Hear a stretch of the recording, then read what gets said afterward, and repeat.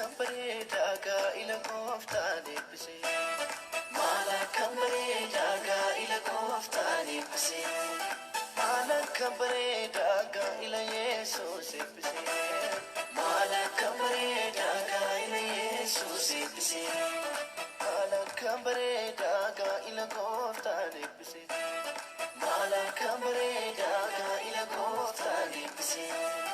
Maal akkamitti gaa'ela Yesuus eebbise.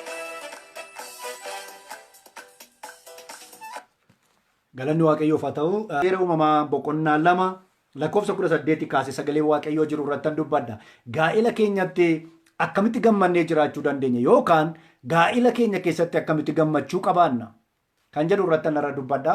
Kana sababeeffachuudhaan kanan dubbadhuu fi har'a ani Faatimanaan koo erga wal fuunee waggaa 5ffaa keenya kabajanne waggaa 5ffaa kana keessatti bu'aa bayii baay'ee jiru keessatti Waaqayyo gooftaan maccaa nu gargaaree gammachuudhaan jaalalaan waliif ho'uudhaan waliif kadhachuudhaan wal danda'uudhaan waliif obsuudhaan wal baachuudhaan Waaqayyo ayyaana isaa ammanni nuuf baay'isetti nagaadhaan gammachuudhaan waliin dabarsine. Kana jechuun garuu walitti bu'uun hin jiru ol mufachuun hin jiru jechuu miti.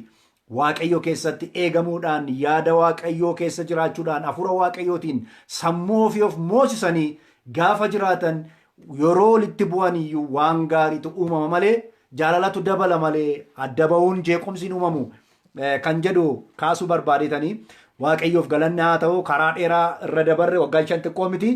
Waggaa 5 kana keessatti dargaggeessa waggaa 3 fi 6 qabna. Waaqayyo gooftaan isaa eebbisu jettuun hundumti keessanii nama yaada.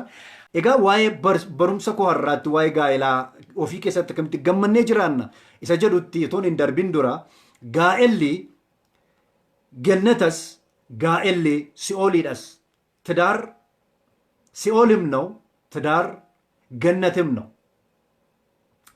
yoo sodaa Waaqayyoo keessatti of eegne jaalala gubaadhaan gaafa hundumaa waliif yaanne wal gargaarre wal baanne waliif obsine walii kadhanne jiraanna yoo ta'e gaa'elli gannata lafarra jirudha. Gaa'elli garuu yoo ittiin gaafa hundumaa haala jiruun raafamne wal qoccoluudhaan wal ciqiluudhaan wal loluudhaan wal jibbuudhaan wal irratti ka'uudhaan dabarsina yoo ta'e si'ool isa lafarraati. Har'a sila akkaman jalqabee sagalee Waaqayyoo keessa seera uumamaa boqonnaa 2 lakkoofsa 18 kaasee maqaa gooftaa Yesuusin irra deebi'uudhaan nan dubbisa. Ergasii Waaqayyo gooftaan namichi kophaa isaa taa'uun gaarii miti kan akka isaati kan isa gargaartu ani isaaf nan tolchaa jedhe. Waaqayyo gooftaan biyyoo irraa bineensa bakkee hundumaaf warra qilleensa keessa balali'an hundumaafis bifa tolchee maal jedhee akka inni isaan waamu ilaaluudhaaf gara namichaatti isaan fide. Wanta namichi uumama lubbuu qabaatee jiraatu ittiin waame hundinuu immoo maqaa in ta'eefi jedha galanni Waaqayyoof haa ta'u. Namichis horii qe'ee hundumaaf warra qilleensa keessa balali'aniif bineensa bakkee hundumaafis maqaa hin baase.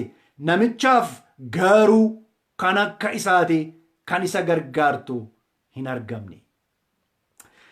Lakkoofsa 23-24 dubbisa. Namichis amma reefuu ta'e isheen kun lafee ishee lafee koo keessaa foonni ishees foon koo irraa fuudhame isheen kun namatti waan argamteef namee jedhamte haa waamamtuu jedhe. Kanaafis dhiirri abbaa isaa fi haadha isaa in dhiisa. Haadha manaa isaattis in maxxana isaan lachuus foon tokko in ta'uu jedha. Galanni Waaqayyoodhaaf haa ta'u. Jalqaba irratti akkan kaasuu yaade Waaqayyo gooftaan maccaa iddoo dhaabaa Eden yeroodhaa yerootti itti deddeebi'ee ilaala ture. Yeroodhaa yerootti yeroo itti deddeebi'ee ilaalu Addaam qomoo namaa keessaa from human race only Adam was in the Eden. Gannata keessa kan ture Addaam qofa qomoo dhala namaa keessa. Namni biraan hin uumamne jechuudha. Bineensonni hedduun warri waaqarra balali'an, warri lafarra munyuuqan, warri bishaan keessa jiran, warri bosona keessa jiraatan, warri muka yaabanii mukarra jiraatan hedduun garuu Addaam naannoo Addaam buufatanii jiru. Egaa Waaqayyo yeroo dhaqee Addaamin ilaalu jalqaba akkan dubbadhe Waaqayyo guyyaadhaa guyyaatti haala Addaamitti jiraatu. Jireenya inni jiraatu, oolmaan ni oolu, bultiin ni bulu Waaqayyo itti deddeebi'ee ilaala ture. Namoonni baay'een akkasumatti akka bineensaatti waan jiraannu nutti fakkaata. Wanti nu to'atu, wanti dhufee nu ilaalu, wanti nu daawwatu akka waan hin jirreetti yaadna yeroo baay'ee. Obboleessa koo obboleettii koo yeroo hundumaa kan si daawwatu, kan dhufee si ilaalu, haala kee kan ilaalu, jireenya kee kan ilaalu, kaleessa kee, galgala kee, ganama kee, guyyaa kee kan ilaalu Waaqayyo gooftaan maccaa yeroo hundumaa gara kee dhufa. Gara Addaam dhaqee ilaala ture jedha sagaleen Waaqayyo. Addaam yeroo Waaqayyo gara dhaabaa Eden dhaqus hin beeka ture jedha sagaleen Waaqayyo. Akkamitti beeka? Qilleensa qabbanaatu iddoo dhaabaa Eden keessa qilleensaa ture jedha. Yeroo qilleensi qabbanaan iddoo dhaabaa Eden keessa qilleensa'u Waaqayyo gooftaan maccaa isaan daawwachuu akka dhaqe beeku turanii jedha. Waaqayyo yeroo inni jireenya kee daawwatu keessa keetti jijjiirama addaatu ta'a. Mana kee keessatti, gaa'ela kee keessatti, hojii kee keessatti, barumsa kee keessatti, oolmaa kee, bultoo kee keessatti Waaqayyo jireenya kee yeroo inni daawwatu, yeroo inni sitti deddeebi'ee sitti marmaare haala kee ilaalu wanti addaa sitti dhaga'ama. Gammachuun addaa, nagaan addaa sitti dhaga'ame beekaa. Waaqayyo jireenya kee daawwataa jira. Haala itti jirtu yeroo si ilaalu immoo haala kee ilaalee madhiisee deema miti. Dhimma ishee jedheen deema Waaqayyo. Maal akkasitti irrate, maal akkas ati dhabde ilaala Waaqayyo. Kan Addaam arge gaa Waaqayyo. Kan Addaam yeroo ilaalu, waan hundumaa yeroo ilaalu Waaqayyo gooftaan Addaamitti waan tokkotu irrate. Maal innis qofummaadha. Qofummaadha. Bineensa baay'een marfamuun, waan nyaatamu guutummaatti qabaachuun, akka barbaade rafee akka barbaade ka'uun Addaamin nama guutuu hin goone. Addaam yeroo hundumaa nama qofaa ta'uusaa Waaqayyo gooftaan ilaale. Tarii har'as qofummaa miti jennee kan nuti ilaallu hiriyoota baay'een marfamu, haadhaaf abbaan marfamu, obboleessaaf obboleettiin marfamu, kun qofummaa keenya hambisa jennee yaaduu dandeenya. Inni Waaqayyo jedhe isa kana miti. Isa qaama kee keessaa ba'u, isa lafee kee keessaa ba'u, isa foon kee irraa hojjetamu, isa lafee kee irraa hojjetamu, isa sitti maxxanii akka keetti si wajjin jiraatudha Waaqayyo kan inni waa'ee isaa dubbatu. Kanaaf Waaqayyo egaa Addaamiif osoo nama isaa wajjin jiraattu hin kenniniif dura hojii manaa kenneef. Hojii manaa akkamii kenneef? Bilchina isaa ilaaluudhaaf. Liqimseeraa gororamoo hin liqimsine? Waa yaadachuu danda'amoo qalbii qabamoo hin qabu? Yeroo baay'ee waa irraanfachuun walitti nama buusa. Waa irraanfachuun walitti nama buusa. Haadha manaaf abbaa manaa jechuudha. Nan godha jedhanii tun godhinaafuun walitti nama buusa. Osoo waan tokko hin dubbatin raawwachuunis walitti nama buusa. Osoo hin mari'atin hojjechuun walitti nama buusa. Kanaaf jecha Waaqayyo Addaamin qoree ilaale. Bilchina isaa IQ isaa ilaaluudhaaf jecha bineensota lafarra deeman, bineensota samiirra balali'an, warra mukarra jiraatan hundumaa dura dabarse jedha sagaleen Waaqayyo. Dura dabarse akka maal ta'uuf? Addaam ilaalee akka inni maqaa baasuufiif. Maqaa baasa gaa Addaam. Maqaa akkamii baaseef? Hundumaaf akka gosa isaaniitti maqaa erga baaseefii booda Waaqayyo gooftaan ilaaleetu maqaan Addaam bineensota baase hundumtuu maqaa isaanii haa ta'anii jedhe. Itti amane jechuudha. Hojii ati hojjettutti, yaada ati qabdutti, bilchina ati qabdutti, ga'umsa ati qabdutti, ati bor wanta gochuun sirra jiru sana sirriitti hubattee fi hubannee kee adda baasuusaa erga beekee booda waan ati baachuu dandeessu sitti kenna Waaqayyo. Waan ati wajjin jiraachuu dandeessu, waan ati bulchuu dandeessu, waan ati mataa ta'uu fi dandeessu sitti kenna Waaqayyo. Egaa Addaamiin erga akkasitti qoree ilaalee booda Addaamiin irriba guddaa itti buuseetu cinaacha isaa keessaan lafee baase Addaamiidhaaf nama isa fakkaattu uume, nama akka isaati uume kenneef. Addaam yeroo irribaa dammaqee ka'u jecha inni jedhetu baay'ee nama gammachiisa. Isheen kuni jedhe lafeen ishee lafee kootti, foon ishees foon kootti argameera jedhe. Maal jechuudha? Namni haadha manaa ati godhattee wajjin jiraattu orma keessaa waan fuute sitti fakkaata. Nama hin beekne waan fuute sitti fakkaata. Nama kanaan dura tasuma ol argitee hin beekin waan fuute sitti fakkaata. Dhuguma gaa'illi kee gaa'ila ati itti gammaddee jiraachaa jirtuudha yoo ta'e namatti hin beekne miti namatti wajjin jiraachaa jirtu. Qaamatti hin beekne miti qaamatti wajjin jiraachaa jirtu.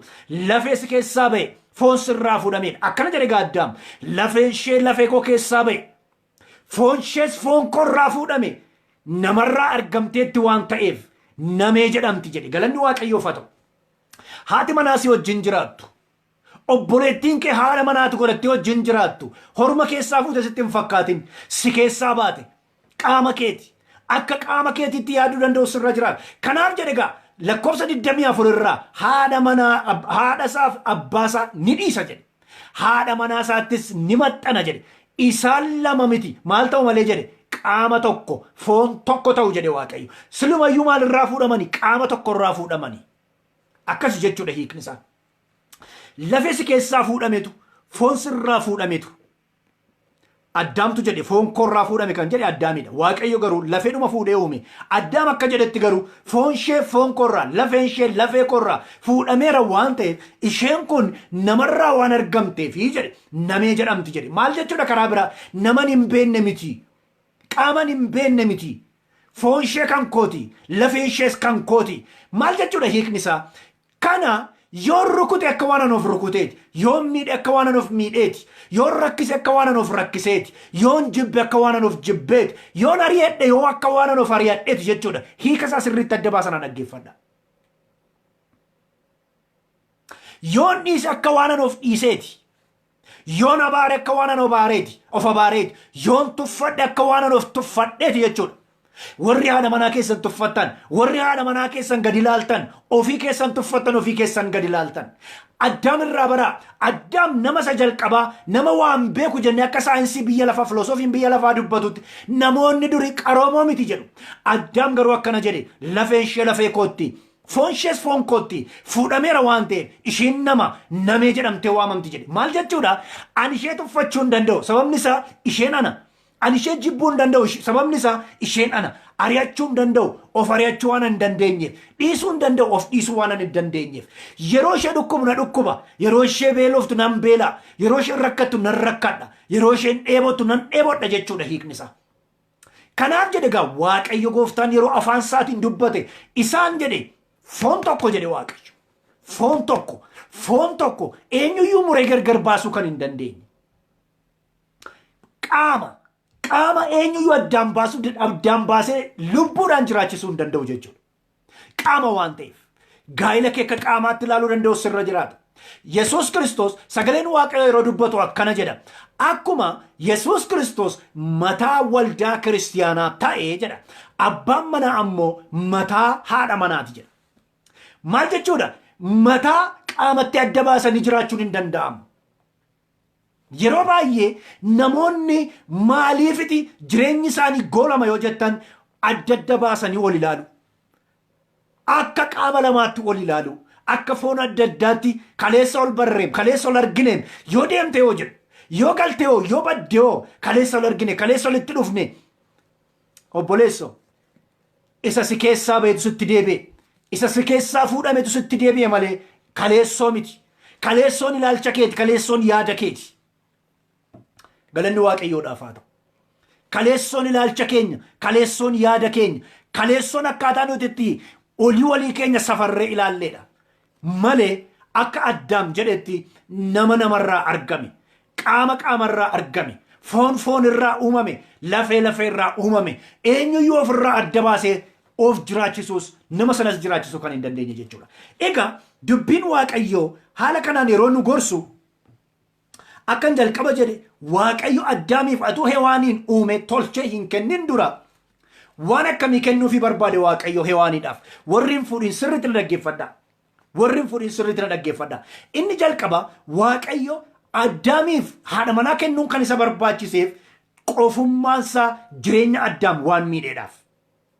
Qofummaansaa jireenya isaa waan miidheef, qofummaansaa yeroo hundumaa afaansaa hidhame akka inni taa'u waan godheef, qalbiinsaa xaxame bineensarra, mukarra, waan nyaatamu qofarra akka inni taa'u waan godheef, ilaalcha isaa bineensarraa, nyaatarraa, biqilaa mukaarraa kaasuudhaaf jecha Waaqayyo nama kana qofummaa keessaa baasuu barbaade. Inni lammaffaan Waaqayyo maaliif Addaamiif gadde yoo jettan nama isa fakkaatutu hin jiru. Nama isa fakkaatu qofa miti. Nama akkasaatitu hin jiru. Akkasa nama akkasaa jedha sagaleen waaqayyo nama akkasa kan akkasaatti isaaf taatu jedha galanni waaqayyo kan akka keetti siif taatu amma argattutti amma waaqayyo siif kennutti waaqayyo sitti deddeebi'ee si ilaala kun kan siif kennamuuf ammoo assignmentii siif kenname waaqayyo assignmentii siif kenne gaafa fiixaan baaftudha jedhee sitti meera ani waa'ee gaa'elaa barsiisuu barbaadee miti har'a jireenya irraa mudannoo irraa boriirraa bor waan nurra ga'urraa jireenya hawaasummaarraa maaltu jireenya namaa akka inni gaa'elli namaa akka inni gammachuu hin qabaanne godha kan jedhu isiniif hiruu malee ani ekspertii kanaa miti waaqayyoon manna ayyaananaa baay'ise garuu yoo waliif qoonne wal qarra wal jabeessina wal cimsina wal tumsina malee waan ol miidhuu hin qabu dubbii waaqayyo irratti hundoofne jechuudha. Egaa addaam mi'aa bineensaa mi'aa biqilaa mukaa malee mi'aa dhala namaa hin qabu. Inni kun waaqayyoon gaddisiiseera waan ta'eef maal godhe waaqayyo nama isaaf taatu nama isa fakkaattu nama isaaf taatu nama isa fakkaattu kenneef waaqayyo. Egaa sagaleen waaqayyo amma asitti akka inni dubbatu namni kun yeroo dheeraadhaaf taa'eetu bineensotatti maqaa baase. Guyyaa tokkotti fixe miti. Sagaleen waaqayyo guyyaa tokkotti fixe yoon jedhu ta'eyyuu bineensota kana hundumaa akaakuu kana hundumaa warra lafarra munyuu kan warra galaana keessaa warra mukarra jiraatan warra qilleensarra balali'an kana hundumaa guyyaa tokkotti addaan maqaa baasee fixe jechuu hin dandeenyu. Maqaa baasaa ba'e. Erga waaqayyo iddoo dhaabaa Eden keessa kaa'e maqaa baasaa ba'e addaam.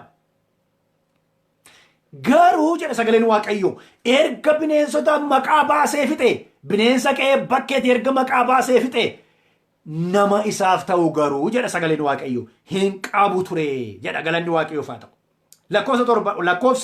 Lakkoofsa 20 namichis horii qe'ee hundumaaf warra qilleensa keessa balali'aniif bineensa bakkee hundumaafis maqaa hin baase namichaaf garuu kan akka isaatii kan isa gargaartu hin turre jedha. Kan akka isaatii kan isa gargaartu kan akka isaatii kan isa gargaartu hin argamne ture jedha. Egaa maqaa baasuun ni bare kuni guyyaa tokko carraa argate. Carraa maali? Carraa namaaf maqaa baasu. Yerootti namaaf maqaa baasu galanni waaqayyoodhaaf haa ta'u. Nama akkamii? Nama kan kee ta'e, nama qaama kee ta'e, nama foon kee ta'e, nama dhiiga kee ta'e, nama lafee kee ta'eef maqaa baafta egaa. Egaa maqaa baasuu carraa addaam argate kun carraa addaati. Akkamitti carraa addaa ta'e isinitti fakkaata? Yeroo namoonni reefuu ol jaallatan maqaa isaan olii baasan kaafnee dubbachuu dandeenya. Namoonni reefuu ol jaallatan maqaa hin jirre urjii koo jedhu. Urjii koo jedhu, bareedduu koo jedhu, waan baay'ee waliin jedhu, mi'ooftuu koo, urgooftuu koo, waan isaan waliin hin jenne hin jiru. Waan baay'ee jaallatan itti fakkeessanii nama jaallataniif maqaa kennu. Addaam carraa akkasii argate. Carraa akkasii. Carraa akkam? Carraa nama jaallattuuf, carraa nama qaama kee ta'eef, nama foon kee ta'eef, nama dhiiga kee ta'eef, nama akka ofii keetiitti bara baraan wajjin jiraatu tokkoof carraa maqaa baasu. Addaam carraa akkasii argate. Carraan kun yeroo isin qaqqabu itti fayyadamuun nurra jiraata. Carraa akkasitti fayyadamuudha. Namoonni tokko tokko even haadha manaa isaanii sin jaalladhe jechuunillee hin qaana'u maqaa bareedaa baasuu dhiisaati. Hin qaana'u. Waan isin ajaa'ibu maqaa baasuu fi yookaan jaalallee koo jechuu nama gidduutti qaanaa.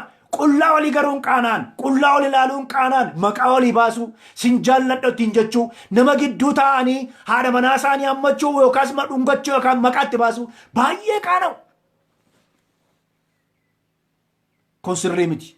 Yeroo hundumaa waan qofaatti goonu nama gidduuttis yoo goone jechuun wanta safuu hawaasummaatiin hin tuqamne wanta ilaalcha hawaasummaatiin hin balfamne yoo goone waan tokko rakkoo hin qabu jechuudha. Maqaan waaqayyoo ulfaatu. Egaa namni kun egaa bineensatu dhufee bira dabarsa waaqayyo. የምድር አራዊትን በሙሉ በሰውየው ፊት አሳለፈ ይላል አማርኛው ላይ።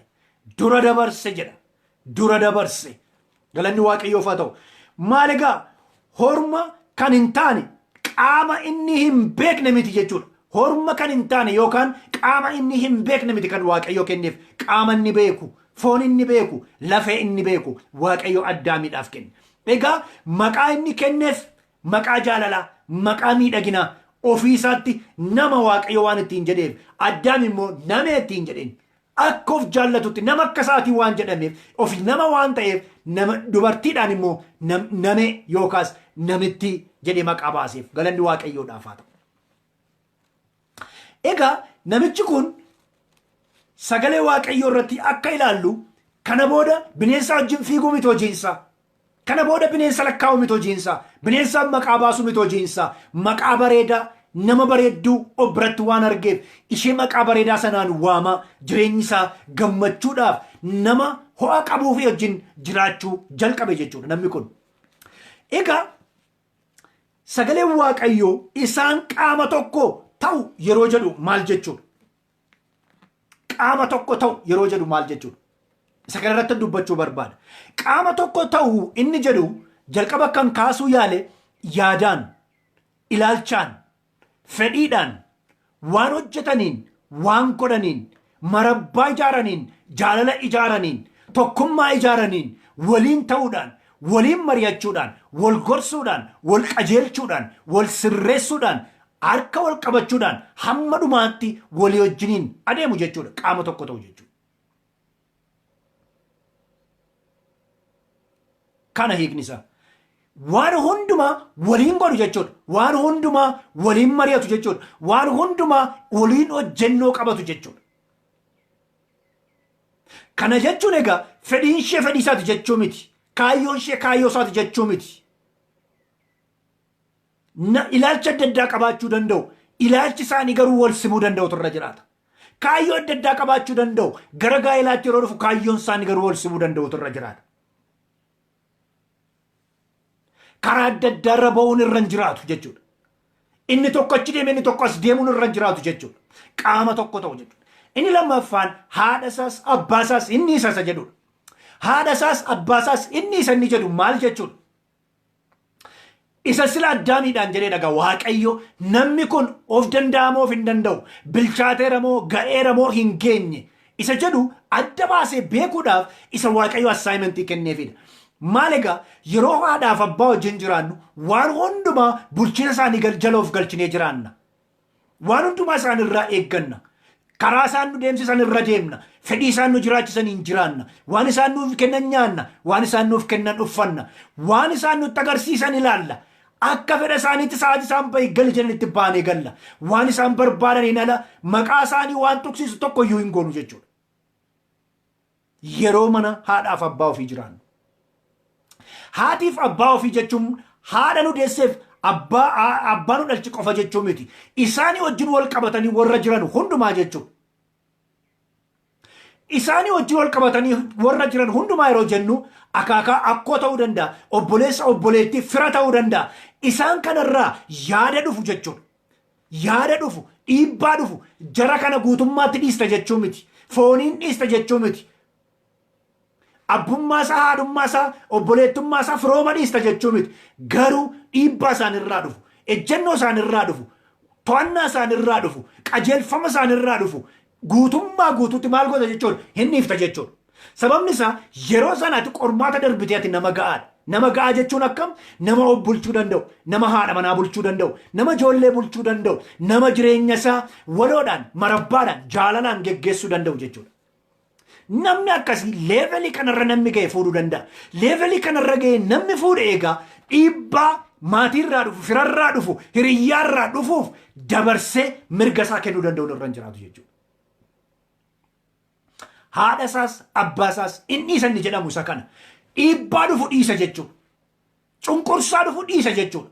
Osoo hin jiru abbaan koo haadha manaa koo to'achuun irra hin jiraatu. Haati koo haadha manaa koo to'achuun irra hin jiraatu. Osoo hin jiru obboleessi koo obboleettiin koo firri koo haadha manaa koo to'achuun isaan irra hin jiraatu.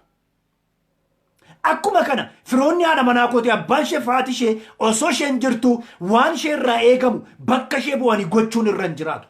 Waan nurraa eegamu nuyi warra qaama tokko ta'etu tokkummaa warra ijaaretu wanno tokko ambireellaa tokko jala warra jirutu walii irratti murteessuu danda'a jechuudha. Kana jechuun dhiibbaa haadhaaf abbaarraa dhufu warra achi jiran hundumaarraa kan dhufu dhiisuu jechuudha. Maal jechuun haadha isaas abbaa isaas hin isa jechuun qeesanarraa dhiibbaa irra ga'u mudama irra ga'u rakkoo irra ga'u cunqurfama irra ga'u eebbasa ta'u waan fedhayyuu kana karaa sanaan jireenya isaa gaa'ela isaa dooluu godhu rakkataa godhu goolamaa godhu irraa of eeggachuu danda'utu irra jiraata jechuudha. Hiikni isaa isa kana. Egaa jarri kun qaama tokko yeroo ta'anii wal nyaachuu jalqaban wal hooksisuu jalqaban wal cicciniinuu kan isaan jalqaban gaafa maal ta'udha? Gaafa maal ta'udha? Egaa akkamitti jireenya gaa'ela keenya keessatti gammachuu qabaanna isa jedhu irratti dubbachaa waan jiruuf dursee maaltu gaa'ela keenya jeeqa maaltu gaa'ela keenya keessatti injiraantaa tafkii maaltu ta'e yeroo hundumaa nu nyaata dhaabbachuu maaltu nu dhowwa akka nu isa qollee of hooqqannee qullaa keenya namatti agarsiifnu kan godhu maaloodha kan jedhu dubbachuu barbaada. Rakkoo gaa'ela keessaa qoraattii dhoqqee keessaa ta'e kan gaa'ela waraanu kan gaa'ela dhoru kan gaa'ela nyaatu maalidha isaan dubbachuu barbaada. Inni tokkoffaaf inni guddaan gaafa bakka olaantummaa mataa keenya ofiitti murteessuu dandeenyu ofiitti ajajuu dandeenyu dabarsinee qaama biraaf laannu gaa'elli keenya hin jeeqama gaa'elli keenya. Giddugaleessa ba'a Eeshiyaa ta'a jechuudha. Paakistaan faa nu jalaa ta'a. Jireenyi keenya jedhu biyya Filisxeen nu jalaa ta'a. Nu jalaa diigama. Magaalaa Baagidaad isa yeroo xayyaaraan dabadabame sana nu jalaa ta'a jechuudha. Gaafa maal goonu? Gaafa gaa'ela kee keessatti abbaan manaa mataa ta'uusaa dhiise nama biraa mataa godhee gaa'ela isaa irratti gaafa moosisu gaa'elli isaa yeroo hundumaa gooliidhaan jeequmsaan lolaan dhiyyaan guuta jechuudha. Kun baay'ee rakkisaan qaama biraatiif matummaa keenya geggeessummaa keenya bulchuu danda'uu keenya abbaa warrummaa keenya qaama biraaf dabarsinee yeroo laannu isa sila abbaaf haadha jenne namoota naannoo sana jiran hundumaaf dabarsinee gaafa laannu gaa'elli keenya yeroo hundumaa rakkina guddaa keessa seena. Kun egaa maxxantummaa irraa dhufa. Maxxantummaa yaada maatii irratti qabnu. Maxxantummaa qabeenyaa. Maxxantummaa jireenyaa. Maxxantummaa ilaalchaa. Gaafa maatii irratti qabaannu isaantu nu bulcha jechuudha. Isaantu nu bulcha. Abbaa dhiisaa maalii yeroo abbaa manaa keenya haadha manaa keenya abbaan keenya dheekkamu jechuudha. Haati yeroo kaatee abiddatti taatu abbaa dhiisaa maal ammas dhiisaa maal gootu jenna teenye. Kun maxxantummaa irraa dhufa. Olaantummaa Waaqayyo nuuf kenne abbummaa Waaqayyo nuuf kenne bulchiinsa Waaqayyo gaa'ela keenya irratti nuuf kenne dabarsinee sababii maxxantummaa yaadaa maxxantummaa dinagdee maxxantummaa hawaasummaa maatiidhaaf yookaan qaama biraaf hiriyyaadhaafis ta'uu danda'a dabarsinee yeroo laannu gaa'elli keenya jeeqamaa ta'a goolamaa ta'a. Lafa qabdee lafa dhiistu wallaalta gaafa sana waan jettee waan dhiistu dhabda gaafa sana. Akkatti dubbattu dhabdee harka kee afaan irra kaa'attee teesse gaddita gaafa sana. Of eeggadhu. Gaa'ela kee irratti Waaqayyo mataa godhee si kaa'e. Matummaa kee, geggeessummaa kee, ajajummaa kee, abbummaa kee nama biraaf dabarsitee hin kennin. Inni lammaffaan mataa itti gaafatamummaa ta'uunsa abbaan manaa gaafa dagatu isa lammaffaan inni dagata abbaan manaa itti gaafatamaa ta'uuma isaa dagata. Inni jalqaba qaama biraaf dabarsanii kennuudha. Nama biraaf haadhaaf abbaaf dabarsanii kennuudha.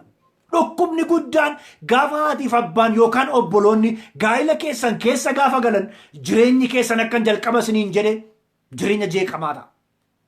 Goolamaa ta'a. Inni lammaffaan ammoo ta'uuma keeyyuu gaafa dagattuudha. Inni dagatta. Se tokko miilli mataa ta'uu hin danda'u. Harkis miilla ta'uu hin danda'u. Mataan mataadhuma. Mataadha kan jedhe wangeelli abbaan manaa mataadha jedha. Abbaan manaa mataadha jedha. Hundumtuu iddoo iddootti galu qaba. Matummaa kee geggeessuu kee Waaqayyo abbummaan gaa'ela kee irratti siif kenne dabarsitee qaama biraaf hin kennin. Yeroo qaama biraaf dabarsitee laattu jireenya kee keessa hundumtuu harka galfatee si jeeqa. Gaa'elli kee gaafa sana mandara maraatuun bulchitu ta'a jechuudha. Iyyatu keessa jira. Inni lammaffaan dagachuu kee Inni jalqabaa ofii makeetiin fedhii keetiin dabarsitee laala. Inni lammataa immoo ni dagatta. Yeroo dagattu kan biraatu si bulcha jechuudha. Haati mana abbaa manaa ta'uu hin dandeessu. Abbaan mana haadha manaa ta'uu hin danda'u. Inni jedhee ibsa kana. Inni sadaffaan waliin morkii ijoollee mana keessatti moosisu. Waliin morkii ijoollee mana keessatti moosisu jechuun maal jechuudha? Akka daa'imaa ta'uu jechuudha. Kuni gaa'ela namaa jeeqa. Abbaan manaa daa'ima ta'a. Haati manaa daa'ima taati. Wal jeequu dhufaga. Walii galtee dhibaga. Kun kan kooti, kun kan kooti, kun kan keeti, kun kan kooti jechuun dhufa gaafa sana. Wal harkatti qabanii harkisu. Gaa'ela ofii. Anatu kana godhata, situ kana godhata. Anatu kana kun kan kooti jenna. Kun jireenya daa'imummaa, jireenya ijoollummaa. Akkan jalqaba jedhe Waaqayyo Addaamiin qoree kan inni ilaaleef kanaaf. Bilchina kee, ga'umsa kee, maachuritii ati qabdu gaa'ela kee keessatti murteessaadha. Ijoollummaa sirratti mo'uu qabu. Ijoollummaan gaa'ela keenya keessatti ilaalchi ijoollummaa gaafa gaa'ela keenya keessatti mo'u hubataan gaafa dhibu beekaan gaafa dhibu gaa'ela keenyaaf murteessaatu dhiba jechuudha. Bilchina gaafa dhabnu. Kanaaf morkii ijoollee Oromoon maal jedha? Waliin morkiin balbala banaa bulchaa jedha. Yookaan karra banaa bulchaa jedha. Wal morkachuu. Wal morkachuu. Ati mongootu, ati kaatu, ati teessu, ati deemtu, ati dhattu, ati fiddu kun gaa'ela keessatti ta'uu qaba. Wanti godhamu hundumtuu jaalalaan ta'uu danda'utu irra jiraata. Wal dhaga'uudhaan, waliif abboomamuudhaan, wal gargaaruudhaan ta'uu danda'utu irra jiraata. Maqaan Waaqayyoo ulfaatu. Inni kan biraan gaa'ela keenya keessatti rakkoo guddaa kan ta'u wal dhaga'uu yookaan wal dhaggeeffachuu dhabuudha. Wal dhaga'uu, wal dhaggeeffachuu dhabu. Wal hubannaa dhabuun fida kun. Waliin hubannu taanaan waan goonu hin qabnu. Afaantu wal makama, yaadatu wal makama, kaayyootu wal makama. Akkaataa nuti ittiin waliin jiraannutu nurkaa bada. Kanaafuu wal dhaggeeffachuudhaan, wal dhaga'uudhaan, wal hubachuudhaan waan godhan gochuu danda'utu nurra jira. Gaafa kun dhufu gaa'ela keessatti maal gosa silaa jala dhufe? Maal gosa silaa jetti dhufte? Maaloo waliin dhageenye, waliin dhaggeeffanne yoo ta'e wanti yaadame hundumtootu raawwatamiin waan hafuuf jireenya namaa keessatti rakkoo guddaatu uumama. Inni kan biraan baay'ee dhukkuba naqarsaa kan ta'e wal shakkiidha. Wal shakkii. Wal shakku. Haati manaaf abbaa manaan wal shakku taanaan gaa'ela isaanii keessa gammachuun hin jiru. Gaa'ela isaanii keessa nagaan hin jiru. Maalitti wal shakku haati manaaf abbaa manaa? Waan qaban irratti wal shakku. Waan qaban yeroo jennu birqarshii ta'uu danda'a. Hojii hojjetan ta'uu danda'a. Qabeenya alaaf manaa qaban ta'uu danda'a. Miindaa qaban ta'uu danda'a. Kana wal shakku yoo ta'e gaa'ela keessatti ammas gammachuun hin jiru. Shakkii. Rifeensa walirra barbaadu. Eenyu wajjin oole abbaan manaan koo jettee galgala yeroo inni galu rifeensa irra barbaaddi taanaan wayyaa isaa fuunfatti taanaan shakkii guddaa jira taanaan jaalalli isaanii gadi kufaa deemaa jira. Manni isaanii diigamaa jira. Tokkummaan isaanii diigamaa jira. Galgalan yeroo inni galu fuunfachuudhaaf karaarra dhaabattee balbala dhaabattee eegin abbaa manaa kee. Dhokattee nama jala naxxeen eegin haadha manaa kee. Amantiin wal shakkii dhabuun kan inni dhufu ol eeguudhaan wal fuunfachuudhaan rifeensa walirra barbaaduudhaan miti.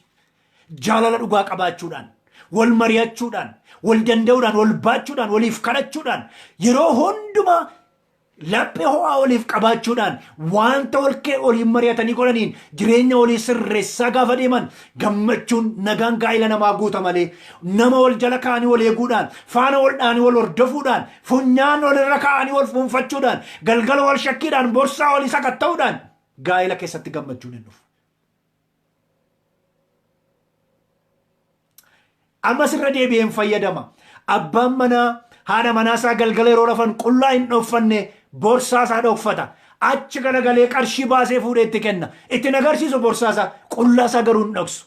This is shame. Baay'ee sheemiidha kun. Baay'ee nama qaanessa. Qullaa kee kan hin dhoffatin attamitti borsaa kee dhoksita haadha manaa kee. Rakkoo guddaan isa kana. Jireenya keenya keessatti hojii nuti hojjennu qabeenya nuti qabnu haadha manaaf abbaa manaa keessa gidduutti dhokataa ta'uun irra hin jiraatu. Waan hundumtuu ifaa ta'uu irra jiraata. Kun jaalala dabalaa deema. Waliigaltee walamanuu dabalaa deema. Qulqullummaa dabalaa deema. Gaafa hundumaa wal gidduutti harka wal qabatanii deemu cimsuu sana dabalaa deema malee rakkoo uumu tokko hin qabu. Brother, borsaan kee borsaadha manaa keetiiti. Qullaan kee akkuma qullaadha manaa keetii ta'e borsaan kees borsaadha manaa keetiiti. Hojiin kees hojiidha manaa keetiiti. Aadaa fokkisaa tokkotu jira. Warri Habashaa akkana jedhanii mammaaku. የወንድ ደሞዝና የሴት ዕድሜ አይነገርም፣ ምስጢር ነው። እንዴት ነው የማይነገረው? ድብን ተደርጎ ነው የምንነገረው። ኡሙሪሼ ቤኩን ቀባ ሚንዳኮ ቤኩ ቀብዲ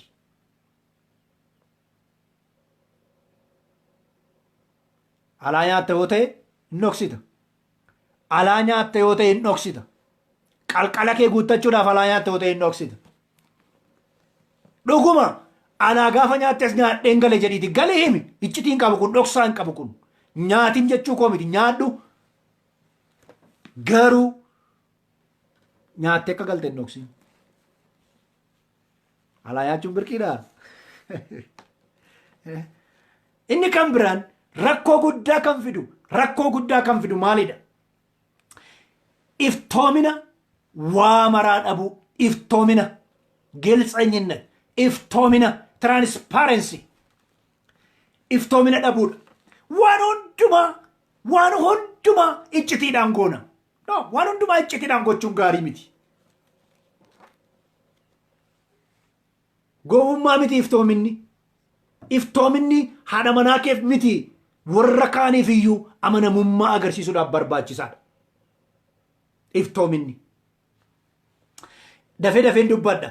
Inni kan biraan isaan kun jaalala balleessu waan ta'eef mana bakka kaasala baasan godheetu yeroo hundumaa gubaa barbada daaraan aarri keessa kan jiru. Gaafa manaa ba'u haati manaa daaraa cilaattiin itti jira jechuudha. Abbaan manaa akkas. Sababni isaa yeroo hundumaa jeequmsa ka yeroo hundumaa goolii dhaka yeroo hundumaa waliin falmuu dhaka yeroo hundumaa wal qoccoluu wal dulla'uu dhaka. Jaalala balleessa.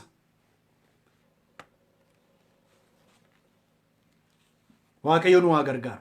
Inni kan biraan ammoo baay'ee rakkisaan gaa'ela namaa keessatti dhukkubni baay'ee rakkisaan akka qiinqanii alaan isa ilaaluuf utubaan manaa fayyaadha.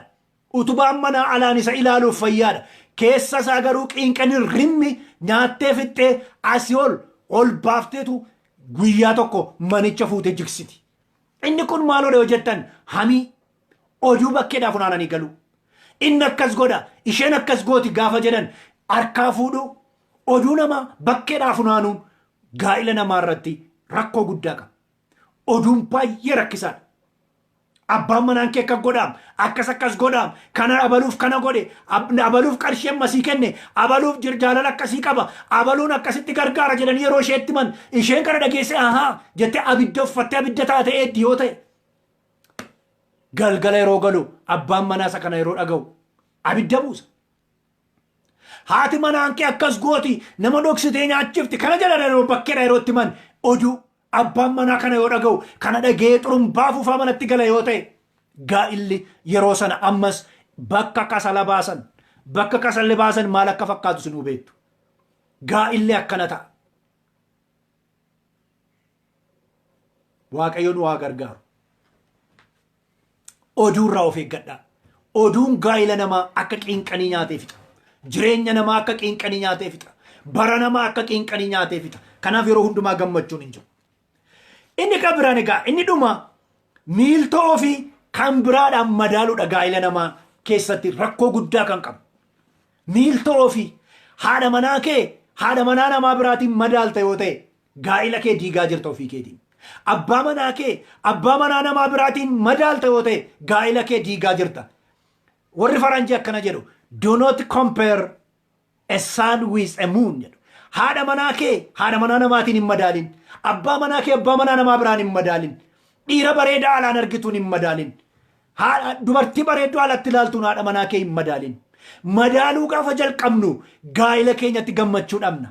Madaaluu gaafa jalqabnu haadha manaa keenyatti abbaa manaa keenyatti gammachuu dhabna. Funyaan qabachuu jalqabna. Arrabatti baduu jalqabna. Waa'ee ishee waan gaarii yaaduu dadhabna. Sababni isaa nama biraadhaan madaalaa jirra. kashaafaa bir nama biraattiin ilaalleen haadha manaa keenya abbaa manaa keenya ilaaluun nurra hin jiraatu. Kun gaa'illi namaa gammachuu akka hin qabaanne nagaa akka hin qabaanne godha. Waan baay'ee qabnee dubbachuu dandeenya wanta gaa'ila namaa jiiqu. Wantoonni gurguddaan guyyaadhaa guyyaatti mul'atan garuu isaan kana. Maatii wajjin ol qabatee bakka nuuf kenname nama biraaf dabarsinee kennu wajjin ol qabatee waliin morkii mana keessa jiruun ol qabatee wal dhaga'uu diduurraan ol qabatee wal shakkiidhaan ol qabatee iftoominaan waan hundumaa mari'achuu dhabuudhaan ol qabatee oduu yookaan hamee bakkeedhaa funaananii dhufanii wal irratti ka'uudhaan dabalate inni jibbisiisaan haadha manaa ofii yookaan paartineerii ofii qaama biraan nama biraadhaan madaaluun rakkoo guddaa qaba. Egaa isaan kana furuudhaaf maal gochuutu nurra jiraata? Maaltu gammachuu nuuf kenna gaa'ela keenya keessatti? Yeroo hundumaa jaalalaan socho'uudhaan harka wal qabachuudhaan waliif ho'uudhaan jiraachuudha. Jaalala. Amantiin abdiif jaalallee jedha sagaleen Waaqayyoo bara baraan hafanii jiraatu. Waan hundumtuun darba amantiin abdii fi jaalalli bara baraan hafanii jiraatu. Isaan kana keessaa jedha sagaleen Waaqayyoo jaalalatu caala jedha. Jaalalli gaa'ela keessatti waan barbaachisan. Jaalalaaf iddoo guddaa hin laannu taane maateriyaalistiidha yoo taane fiizikaal maateriyaaliidhaaf iddoo laanna yoo ta'e gaafa wanti sun badu biraazer jaalallis duukaa bada gaa'ellis duukaa bada. Mana laaltanii ol fuutan yoo ta'e qabeenya laaltanii ol fuutan yoo ta'e funyaan dhaabataa isa bal'aa akka kootii kana osoo hin taane funyaan bareedaa laaltee fuute yoo ta'e gaafa funyaan ishee irratti funyaan isaa irratti rakkinni uumamu jaalala keessan irratti gaa'ela keessan irratti balaan bu'eera. Qaama gogaa bareedaa qabdi yoo ta'e gurraacha akka kootii kana gaafa inni akkatti ta'u aduun gubee rakkinni gubee gaafa fuulli irratti gurraacha'u dhiistee deemta. Waan tokko ilaaltee jaalalaan kan sirraa'e wata leeveliinsaa jaalala yoo ta'e gaa'ela keessatti namni jireenya isaa keessatti gaa'ela isaa keessatti gammachuu qaba. Jaalala gaafa hundumaa dabalaa jedha sagaleen Waaqayyoo.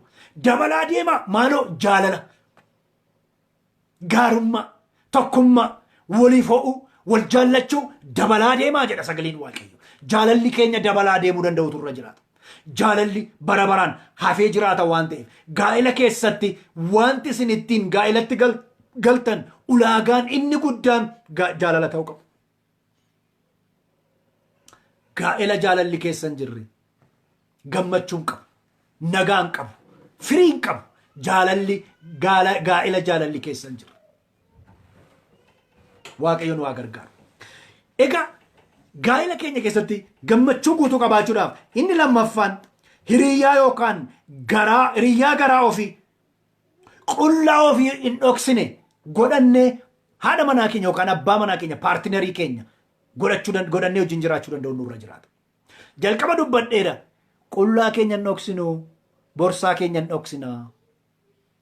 Qullaa keenya hin dhokfannu umurii keenya dhoksina. Qullaa keenya hin dhoksinu haala kaleessa keessa turre dhoksina. Kun sirrii miti. Kun sirrii miti. Haadha manaa jechuun hiriyyaa qullaa kee hin dhokfanne. Abbaa manaa jechuun hiriyyaa qullaa kee hin dhokfanne jechuudha. Kanaaf nama akkasii wajjin gaafa hundumaa waliigalteedhaan jaalalaan tokkummaadhaan yeroo jiraannu gaa'illi keenya gammachuu guutuu qabaachaa adeemu. Waaqayyoon waa gargaaru. Inni kan biraan rakkoo yookaan iccitii wal dhoksuu dhiisudha. Rakkoo jiru yeroo rakkoon uumamu battaluma sanatti haati manaa abbaan manaa mari'achuu qabdi. Abbaan manaa haadha manaatti himuu qaba. Iccitii gootanii wal gidduutti waan wal dhoksitan gaafa jiraatu inni sun guyyaa tokko guyyaa isaa eeggatee dho'ee mala'ee ba'uunsaa waan hin hafneef malaan immoo yeroo ba'u ina jaa biraazer malaan yeroo qaama namaa keessa mala'ee ba'u qaama keessa yeroo jiru kulkulfamee dhiita yeroo ta'u waan ajaa'uun fakkaatu. Iccitiin akkas. Iccitiin akkas haadha manaaf abbaa manaa gidduu iccitiin jiraachuun qabu. Iccitiin malaadha. Gaafa dho'ee ba'u abbaa manaaf haadha manaa ajaa'ee gaa'ela isaanii gidduutti diigee ba'a. Iccitiin jiraachuun qabu. Haadha manaaf abbaa manaa gidduu walitti himuu danda'udha. Gaafa rakkoon uumamu dafanii on the spot yeroo rakkoon sun uumamu walitti himuu danda'udha. Gaafa rakkoon sun balaa biraa fidee dhufu, rakkina biraa fidee dhufu, yaaddoo biraa fidee dhufu walitti himuun ittuma sababa wal gochuu ta'a malee rakkoo sana furuu waan hin dandeenyeef yeroodhaan rakkoo uumame iccitii jiru walitti himuun gaariidha. Haadha manaaf abbaa manaa gidduu iccitiin yoo hin jiru ta'e gaa'ela keessan gidduu yeroo hundumaa nagaa jira, yeroo hundumaa gammachuutu jira. Isinitti meera qullaa walii waliin dhoksitanii ammas irra deebi'een jedha iccitiis waliin dhoksina. Akkuma hiikkattee surree kee hiikkattee qamisii baafattee qullaa walitti agarsiiftan akkuma kana sammuu keessan keessa isa jiru, laphee keessan keessa isa jiru iccitiis baasaa ol agarsiisa. Waaqayyoon waa gargaaru. Inni kan biraan akka yaada waaqayyootti walii kadhachuu, rakkoon ulfaataa yoo jiraate wal gargaaranii baachuu danda'utu nurra jiraata. Kana yoo ta'e gaafa hundumaa waliif kadhanna, wal dandeenya, wal baanna, wal cimsina jechuudha. Inni kan biraan humna, qabeenya, dandeetti qabaniin of danda'anii jiraachuudha. Maxxantummaa dhiisu. Maxxantummaan yeroo hundumaa gadoo fida. Akka ilaalcha gadii qabaattan fida. Walii keessan irra caalaa namatti maxxansan sana irratti akka hirkattan isin godha. Akka wal tuffattan isin godha. Nama sana irratti madaalliin keessan akka inni jigu godha. Maxxantummaa irraa of eeggadha. Haala isiniif danda'ameen yaadaan, humnaan, qabeenyaan, dandeettii qabdandaniin of danda'aa jiraadha. Maxxantummaatii of eeggadha. Inni kan biraan iftoominaan waan hunda mari'achuudhaan waliigalteedhaan jiraachuu. Gaafa hunduma yoo kana goone egaa haala jiruun waan qabnu hundumaa yoo walitti himne, yoo wal agarsiifne, yoo wal gorsine, yoo yerootti rakkoo waliin mari'anna ta'e siree irratti waliin mari'achuu, yeroo ta'an waliin mari'achuu, mucaa godhachuuf waliin mari'achuu, mana ijaarrachuuf waliin mari'achuu, qabeenya horachuuf waliin mari'achuu, baasuufis akkuma kana waliin mari'achuu, waan hundumaa yeroo waliin mari'atanii godhan jireenyi namaa, gaa'illi namaa gaafa hundumaa gammachuun guutuudha. Akkan jalqaba isinitti hime waa'ee gaa'elaatti ani ekspertii miti. Bu'aa bayii irraa bore waggaa 5 keessa darbe keessatti waan an bareef jireenya hawaasummaa namoota baay'ee irratti waan an ilaaluun maaltu gaa'ela namaa akka inni gammachuu qabaatu, nagaa akka inni qabaatu godha, maaltu immoo kana jeeqa kan jedhu isiniif hiruudhaaf Waaqayyo gooftaan maccaa isinaa eebbisu barbaachisaa yoo ta'e kutaa biraa qabadhee isiniif dhiyaachuu nan danda'a. Har'aaf garuu yaada qosuma irratti xumuraa. Gooftaan isinaa eebbisu gaa'ela eebbaan guutuu, nagaan guutuu, gammachuun guutuu Waaqayyo gooftaan maccaa isiniif haa godhu.